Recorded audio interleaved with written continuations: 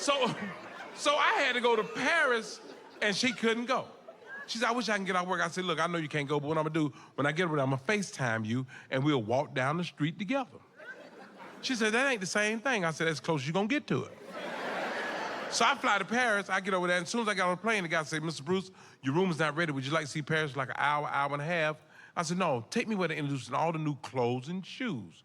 Now, y'all gotta think about it. I'm still thinking about my wife. He took me in a little warehouse. It was Dudenberg, Gucci, Versace, Louboutin. I stopped at this shoe display. They call Christian Louboutin shoes. Red bottoms. I know y'all know they ain't cheap.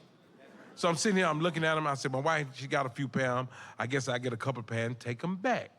You know, I catch them on sale. When they on sale, they still $800, $900. You know what I'm saying? So I'm looking at the shoes, and I'm saying to myself, I said, I know she want a couple pounds. I know she wears a size 8. She like a 6-inch heel. This how in tune I am with this shit. So when I get through thinking, I think the same guy worked in Vegas walked up on me. Hello. How are you? I said, damn, didn't I just see you a month ago? He said, no. He said, I know you was looking at the shoe. I said, yeah, my wife liked these shoes. I said, I done got a few pairs. I said, they're not cheap. I said, I'm gonna try to get some, you know, I'm gonna get a couple pounds. So I'm over here to do the show. And I'm leaving. He looked at me, he said, oh my God. He said, are you Bruce? I said, yes, I am. He said, I am trying to get tickets to your show. It is completely sold out. So I'm being cordial. I said, you want a couple tickets? I'll give you a couple tickets. Now I'm talking to this dude, not realizing who he is. He was the owner and designer of Christian Louboutin shoes. This dude is filthy rich. He looked me dead in my eye. He said, I'm in a good mood today, and if your wife like these shoes, pick out whatever she want. I say, for free? He said, yes. I said, how many pairs can she get? That must say, how many pairs do she want? I said, hold it, let me call my wife. I gotta get her approval. She said, I pick out ugly shit, so let me call her. Y'all gotta understand. I'm in Paris. It's a different time zone in Paris and the US. It's 3:30 in the morning, Atlanta time. My wife called, she answered the phone with a straight attitude because I done woke her up. She answered the phone like this, hello. I say, bitch, calm down. I got something I want to show you. What the fuck you got to show me at 3:30 in the morning? I said, well, they got these Christian Louboutin shoes. She said, Christian Louboutin. Oh. Oh. Oh. I said, look, before I show you these shoes, I'm getting these shoes at a real good price. I said, when I get home, you got to work that ass like you ain't never worked it before. I'm gonna work that ass, don't worry about that, I'm gonna work that ass. Show me the shoe. Now, them motherfucker done woke up now. I FaceTime and said, oh, Bruce, this is a bad motherfucker. Oh. Oh. So I get back over there, he said, what's your pick? I said, well, she picked out 10 pairs. He said, is that it? I said, wait a minute, you telling me she could have got more? He said, yes. He said, I'll tell you what I'm gonna do for you. He said, I got 2 signature pairs, will not be sold in the United States. They're only gonna be sold in Europe, they're collectors. He said, I'm gonna give you those 2 and the 10 you pick. So the total was like 18,000. I looked him dead in his eye. I say, how many tickets you say you need to this show? Because I'm gonna give you what you want.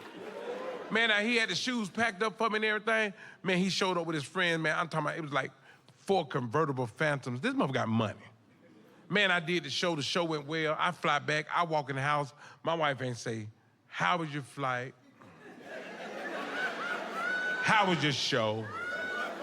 Where the shoe? I say, fuck them shoes. You need to get upstairs and get them panties off, goddammit. It's time to go to work in them motherfuckers. You hear what I'm saying? Bring your ass upstairs. We got up there, we got butt naked. You've been proud of them, you know what I'm saying? I don't know if the girl put a motor in her hips or what, but that motherfucker went to work, you hear me? She said, let me get on top. I said, God damn it, get on top! Man, that motherfucker riding that thing.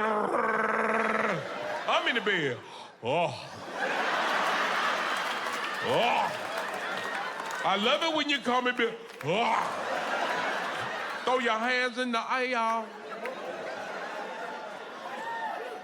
Let me tell you something, man. And y'all listen to me. All you women in here that got these girls, daughters, you know, you teach your daughters how to get a man, but teach your daughters how to keep a man. My daughter, 39, been married 18 years. You understand what I'm saying? Good husband, got 3 kids.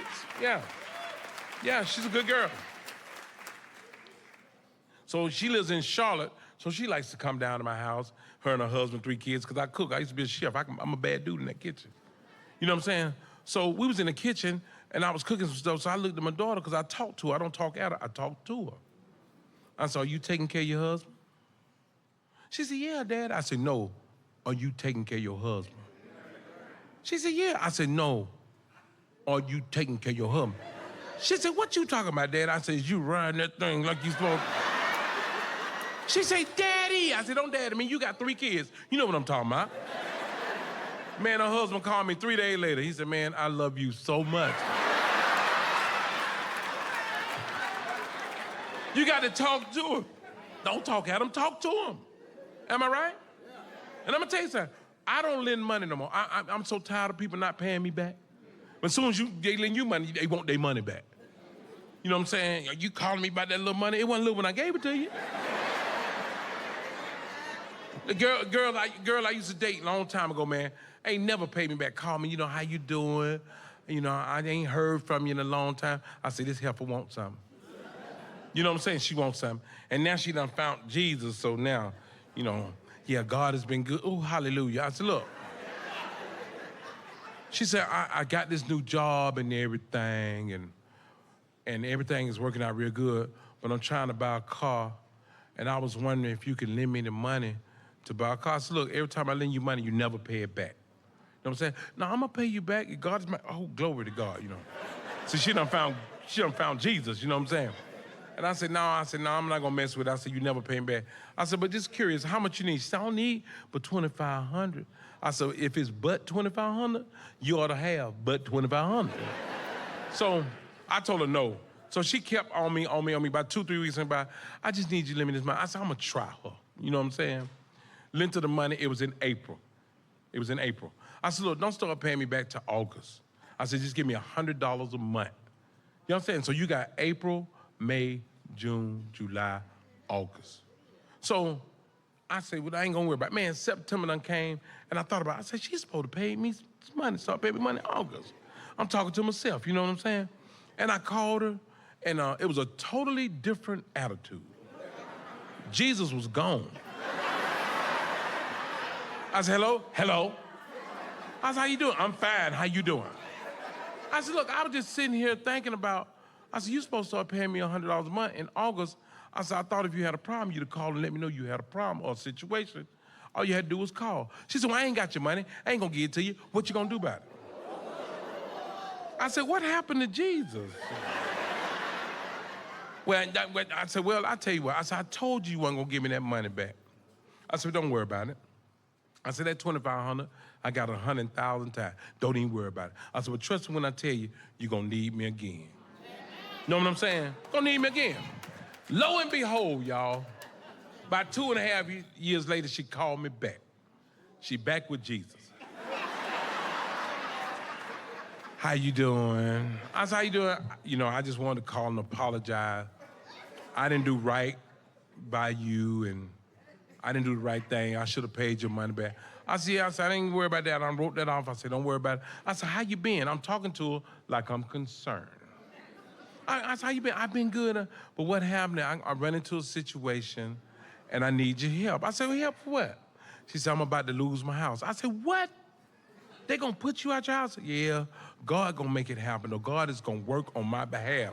Yes, he is. I said, I know he is. I said, how much it costs to get your house back? She said, it ain't but $3,500. I said, $3,500? I said, that ain't no fucking money. She said, yeah. She said, if you can help me this time, I really would appreciate it. I said, let me ask you one question. I said, have you ever been put out before?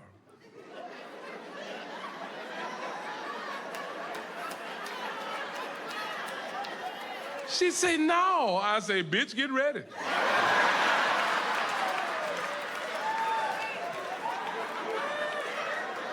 Instantly, you black motherfucker, that's all right.